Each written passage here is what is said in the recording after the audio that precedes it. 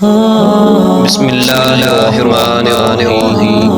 شروع اللہ کے نام سے جو بڑا مہربان نہایت رحم فرمانے والا ہے۔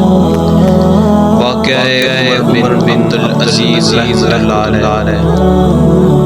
ایک دفعہ کا ذکر ہے کہ حمص کا ایک عیسائی آپ رحمۃ اللہ علیہ کی خدمت میں حاضر ہوا اور ولید بن الملک کے بیٹے عباس کے خلاف اس نے شکایت کی کہ اس نے کی زمین ناجائز قبضہ کر رکھا ہے۔ جب خلیفہ عمر بن عبدالعزیز رحمۃ اللہ علیہ نے اس بارے میں عباس سے پوچھا تو اس نے بتایا کہ یہ زمین سے خلیفہ ولید نے عطا کی ہے اور اس کی تحریری سند بھی اس کے پاس موجود ہے۔